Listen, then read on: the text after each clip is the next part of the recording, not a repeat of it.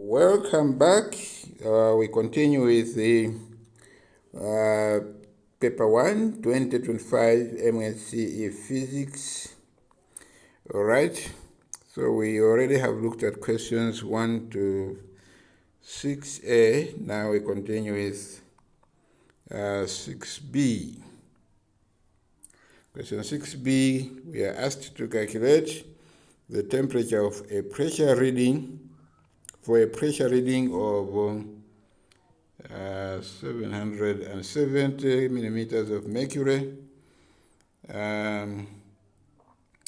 for a constant volume gas thermometer, which reads 758 millimeters of mercury at 0 and 806 at 100 degrees Celsius.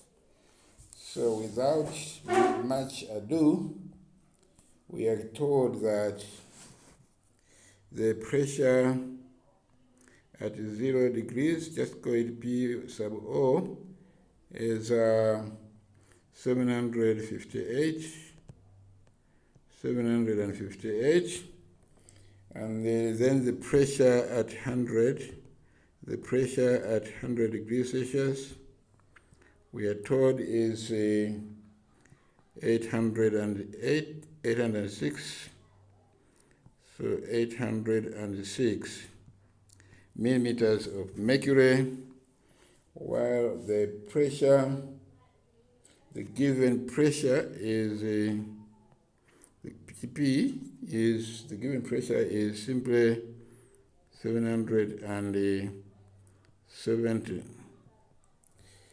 All right, for which we need to find T. So T is not known at that particular pressure. That's very, very important to note. Okay, so remember that from your Form 3 physics, a constant volume gas thermometer works on the principle called Charles' law, which states that pressure is directly proportional to temperature at constant volume. All right, so if we keep volume constant, pressure is going to be directly proportional to rise in temperature. The higher the temperature in kelvins, the higher would be the pressure of the gas particles. All right, so in this case, recall the equation. The unknown temperature, T, subtract the temperature at 0, or which is the temperature at ice, which is the reference point, over 100 is equal to the given pressure, P, minus the pressure at 0 degrees Celsius divided by the pressure at 100 degrees Celsius minus the pressure at 0. So this is the equation which you shall need to use. All right, so in this case, all you have to do now is to substitute the given values in order to find the value of T. We need to find T. All right, so T is our unknown. So in this case, substituting, we shall have T subtract 0 is just T, divided by 0. This must be equal to the given pressure, which is 770, subtract the pressure at 0. The pressure at 0 is 758. And then you divide this by the pressure at 100, which is 806, minus the pressure at 0, which is 758. All right, and then you solve for t. So in this case, subtracting shall give us 770 minus 758 is going to be 12. So this is going to be 12. 806 minus 758 is going to be 48. All right, so in this case, to solve for t, just make t the subject of the formula. Master this equation very well. So in this case, can erase this bit. All right. Let's erase this bit so that we have enough space for working out. All right. So we are saying that, in this case, we are saying that t divided by 100 is simply equal to 12 divided by 48. All right. Therefore, t is going to be equal to 12 divided by 48. That's 12 divided by 48.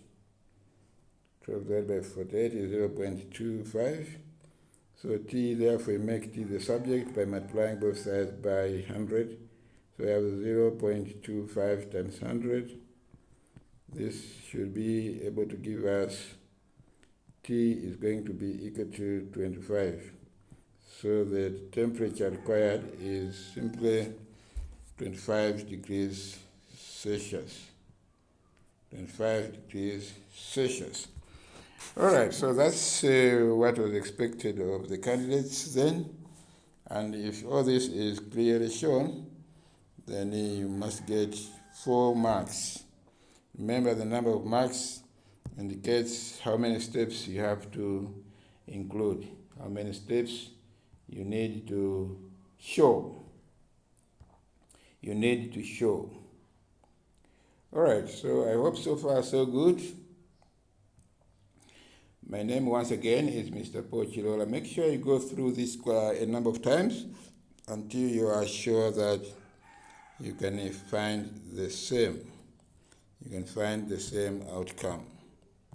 All right. Welcome to question number 7A. Question number 7A. Remember, we are still looking at section A of this paper, which calls for short answers. All right, so 7A is saying, according to Newton's third law of motion, explain how walking makes a person move forward. All right. All right. First, we must recall what Newton's third law of motion states. Newton's third law of motion states that for every action, there is an equal and opposite reaction. All right? For every action, there is an equal and opposite reaction. That's what Newton's third law of motion states. All right. Okay, so also recall what Newton's third law, first law and second law states. That here we are looking at Newton's third law of motion. Okay, so we are saying Newton's third law states that for every action, right, Newton's third law of motion, let us state it here. Okay, Newton's third law of motion. Newton's third law of motion states that for every action is a force, there is an equal and opposite reaction. There is an equal and opposite reaction. Right, so that's what Newton's third law states.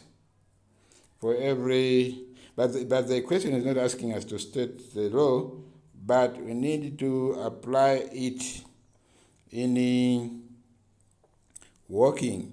So for every action, there's an equal and the opposite reaction. So when you are walking, there's a force between your feet and the ground. All right, so the feet exert a force on the ground, that's action force, and the ground exerts an opposite and equal force on the feet.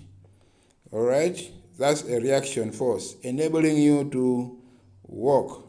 So usually, when you are walking, the feet exert a force, backward force, on the ground, and the ground exerts a forward force on your feet, enabling you to walk.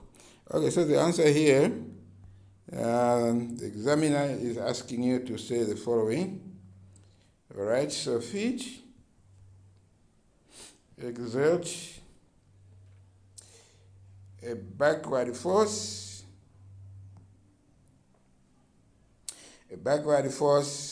on the ground,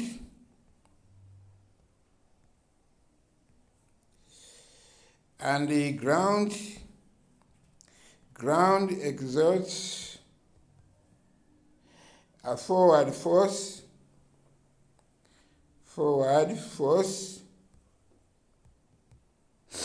on the feet, enabling you to walk,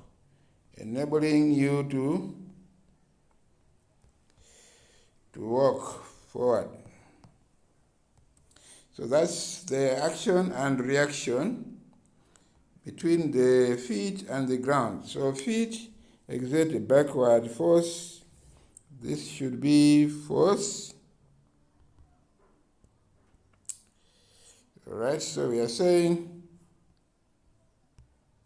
let's edit this a bit. Force, not form.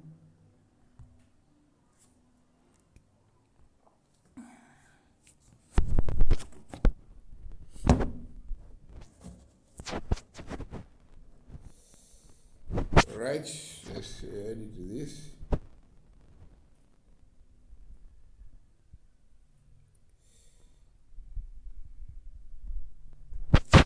All right, so we are saying that, sorry for that, type of error.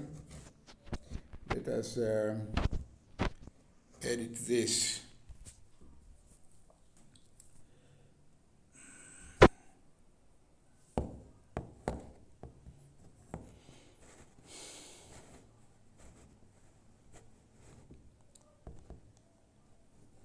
All right, so we are saying that when you are walking, feet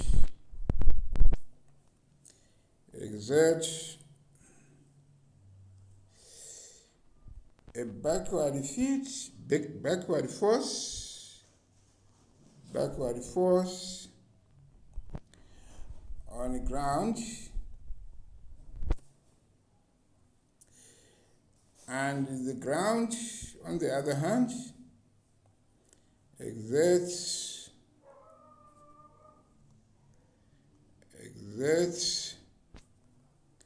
a forward force on your feet, enabling you to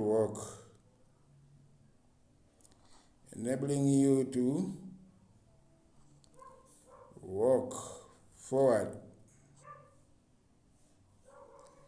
Yeah. So that's how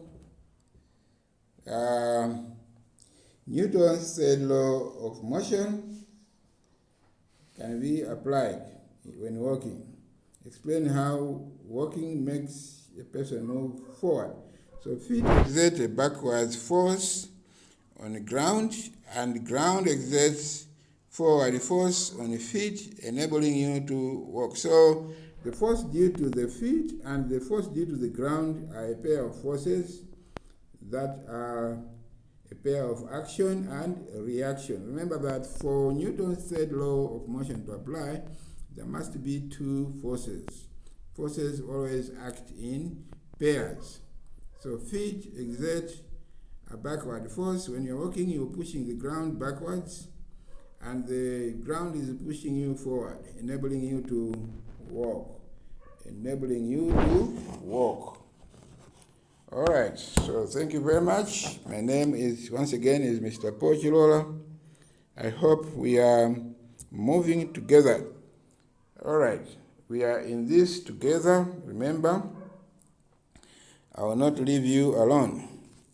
All right, and I appreciate that you are part of this.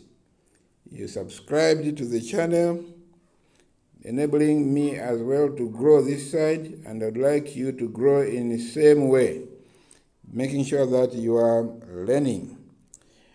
In figure 3, this figure down here, all right, in this figure shows a block of mass of 10 kgs.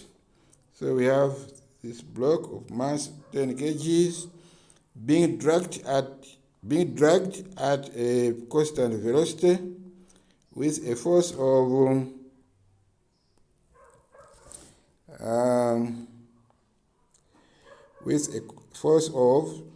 50 newtons at an angle of 60 degrees.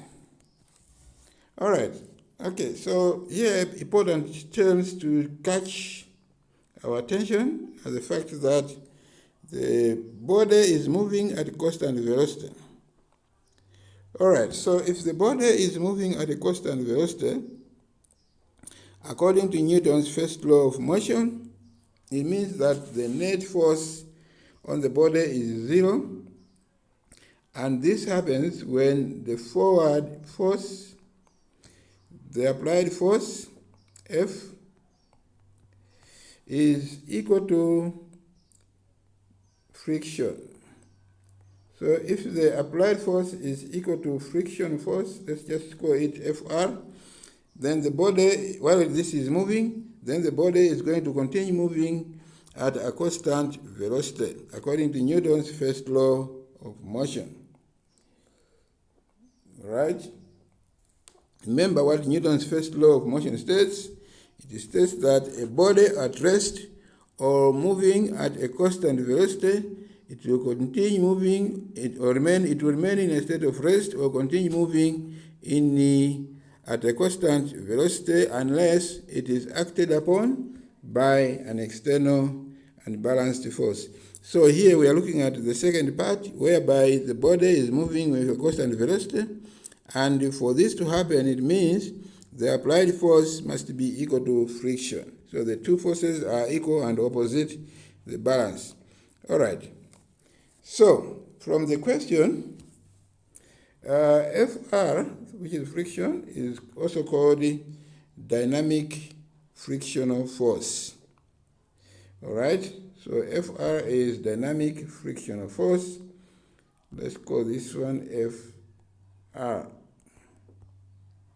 So, since we just said that the applied force must be equal to the dynamic friction force, all right, dynamic friction force, Fr. All right, so to do that, we need to find the horizontal component of the given force. In this case, we need to find F. So when the force is acting at a certain angle theta, which is given as 60, we can find the horizontal component of this force by simply taking the cosine of it. All right, so in this case, force F, the applied force, is simply going to be equal to the applied force, which is 50 newtons, 50 newtons multiplied by the cosine of the given angle. In this case, cosine of 60 degrees.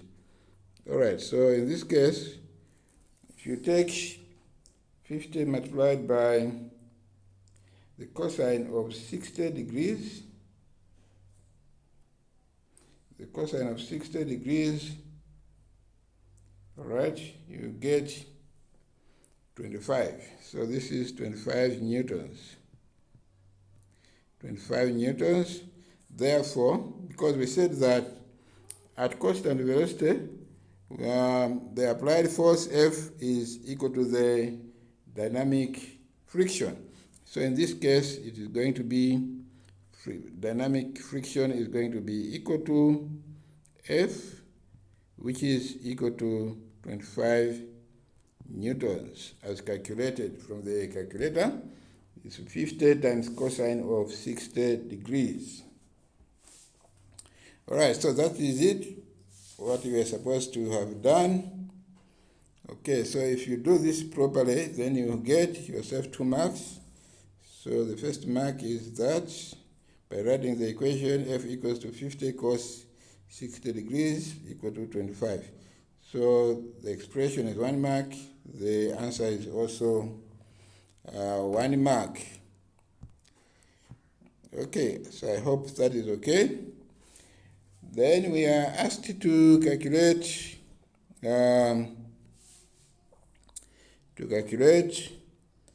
part B, to calculate the coefficient of kinetic friction. Coefficient of kinetic friction. Remember that the friction, the coefficient of kinetic friction is given by mu, which is equal to the frictional force, or the dynamic friction, divided by normal reaction. Normal reaction is usually equal to weight, the weight of the body.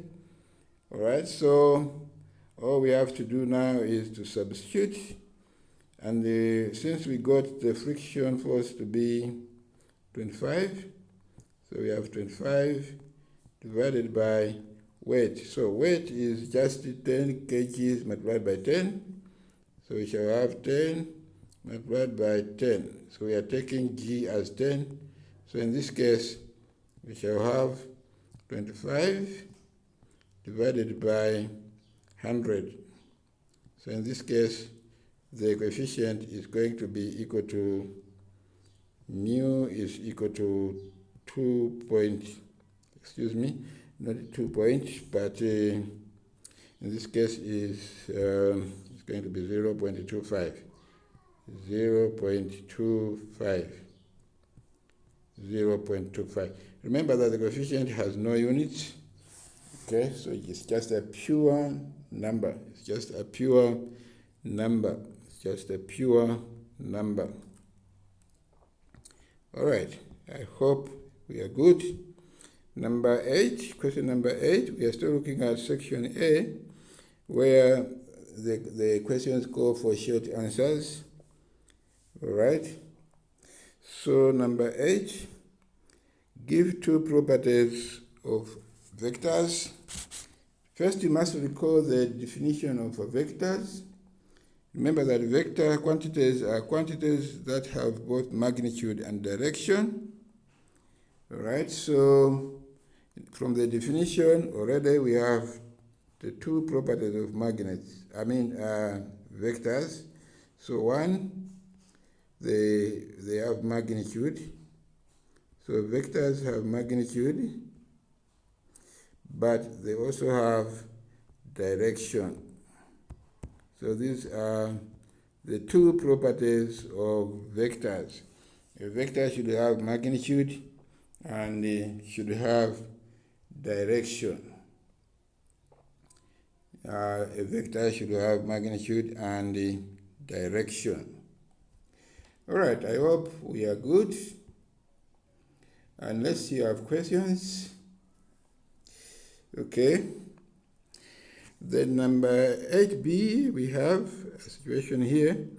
Figure 4 shows an electric circuit symbol. Name the symbol. This is for a transistor. So this is simply a transistor. This is a transistor. Name part labeled X. Part labeled X is called the collector. So this is a collector. Okay, so remember that a transistor has 3 terminals. It has, this is collector. This is called a collector. And then we have this part which is called emitter. And then we have this part which is called base. All right, give you any 2 uses of electric circuit symbol above. Okay, so this symbol or the circuit component is used as a switch. It can be used as a switch, but it can also be used as an amplifier to amplify current. Amplifier. All right, so it can be used as a switch or an amplifier. State 2 differences between speed and velocity. Speed is a vector. Speed is a vector. Sorry, speed is a scalar quantity. Scalar quantity. Velocity is a vector.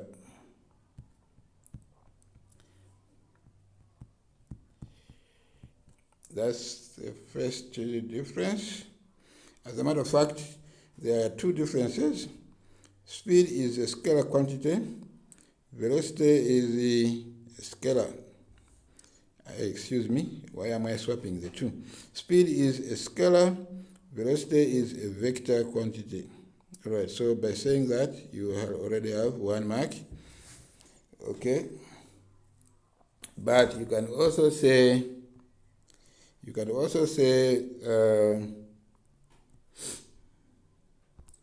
another difference is speed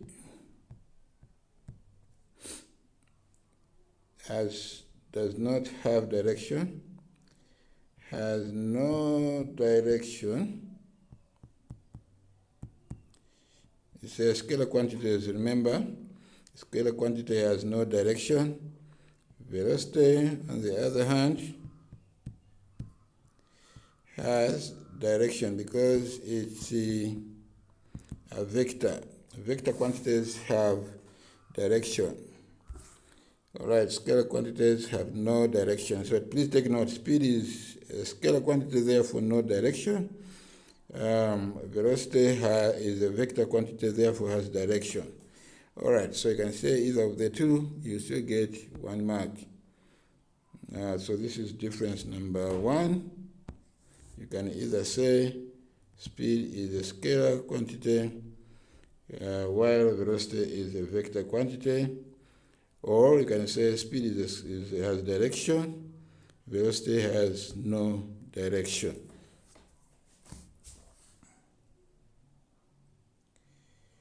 All right, I hope we are together there.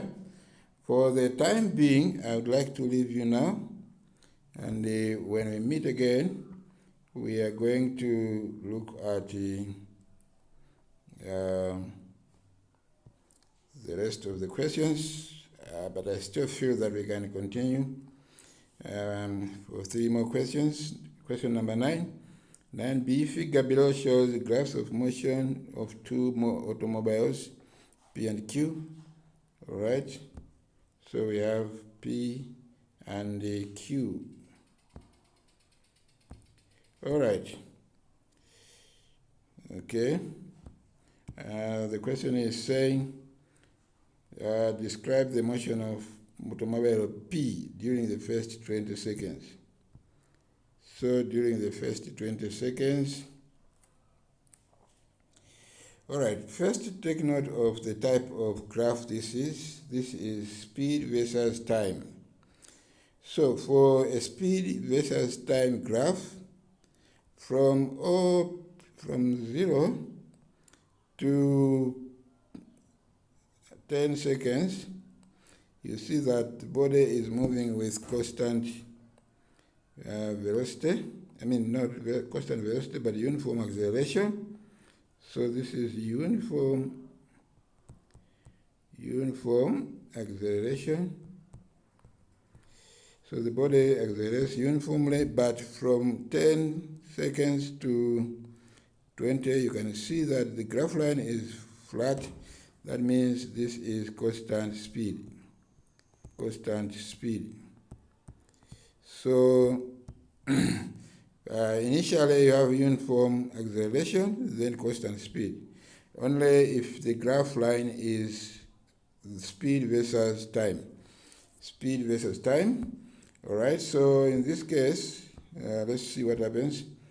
The question is saying describe the motion of the first 20 seconds. It means from 0 to 20. So from 0 to 20, up to here. All right, so this part here, like I said, is uniform acceleration and then constant speed. All right, so in the description, there's 2 marks. That means you need to mention both. So initially, so you have to say initially, or you can just mention in paths.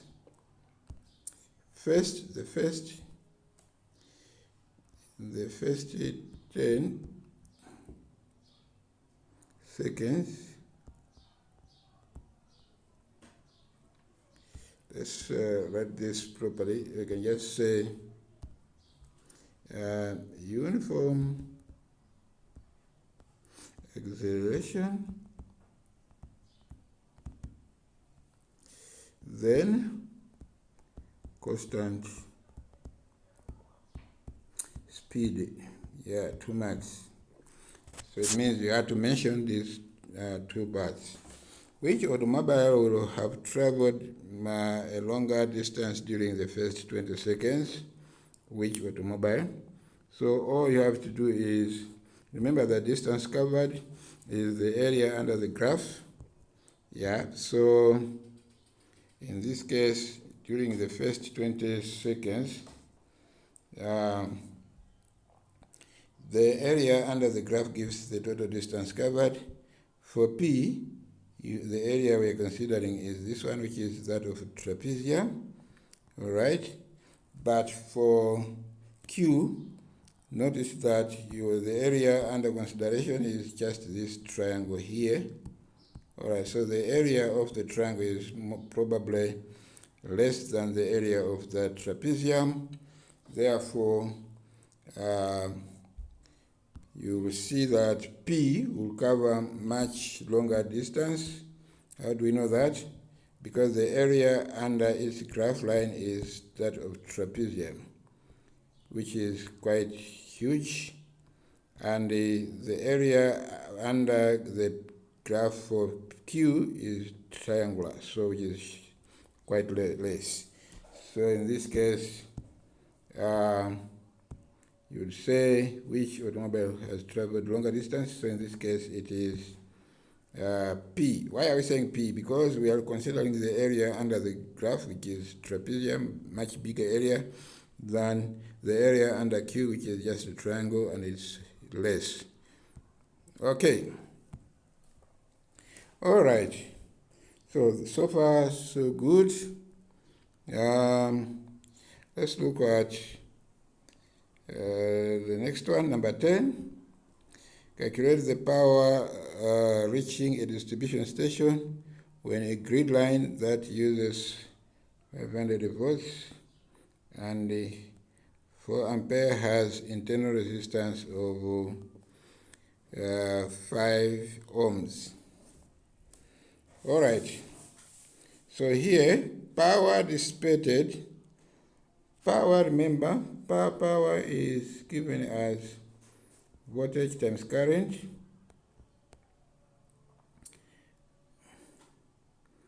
But also power is I squared R. Yeah. So in this case, for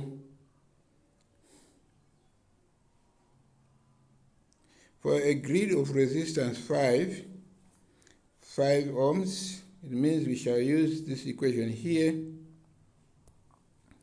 So in this case, the power distributed or reaching the distribution point, you need to know when to use the first equation and the second one.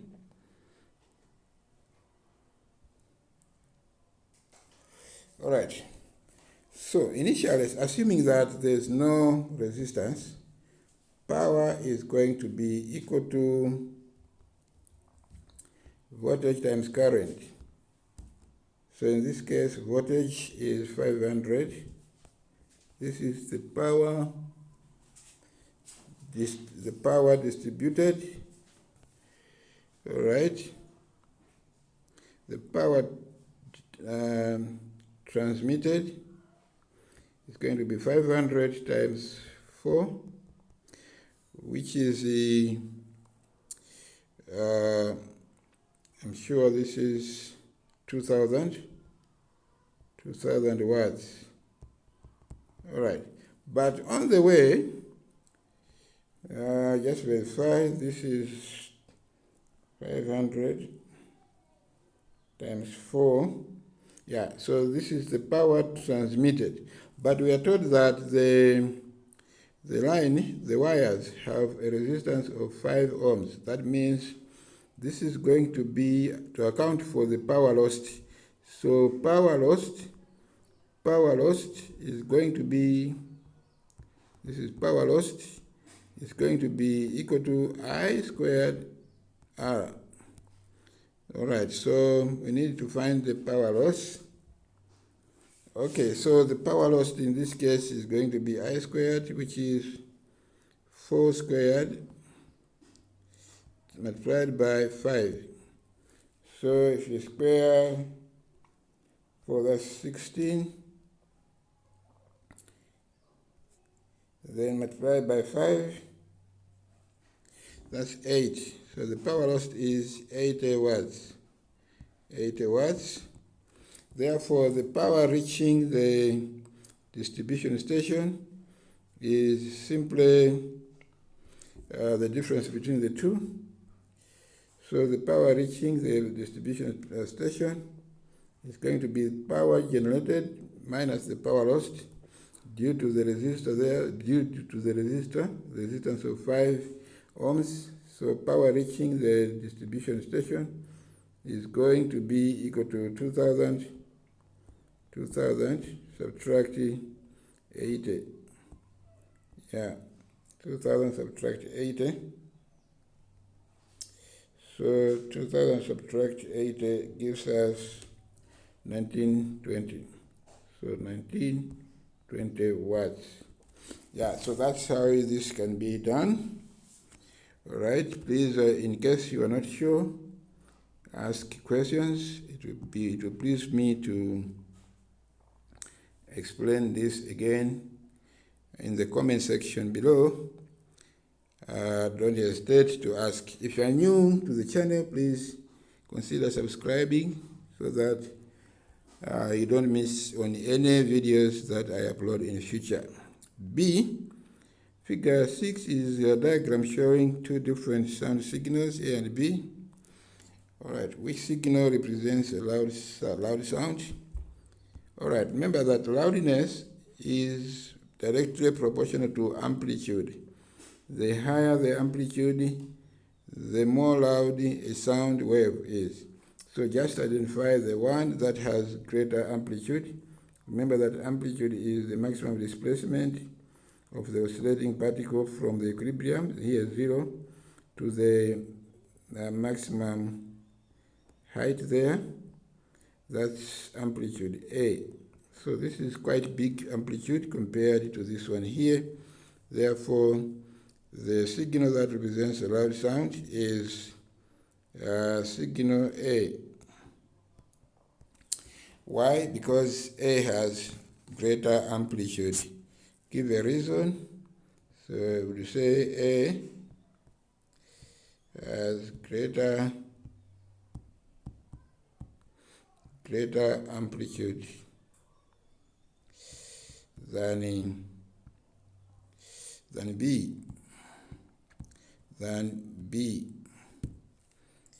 All right, so that's it for today. We are going to meet again to finish the rest of the questions in section B, which is the S's. Please let us meet again in the next lesson. My name once again is Mr. Paul Chilola. Wishing you a wonderful day. I'm expecting to meet you again. Bye-bye for now. Thank you.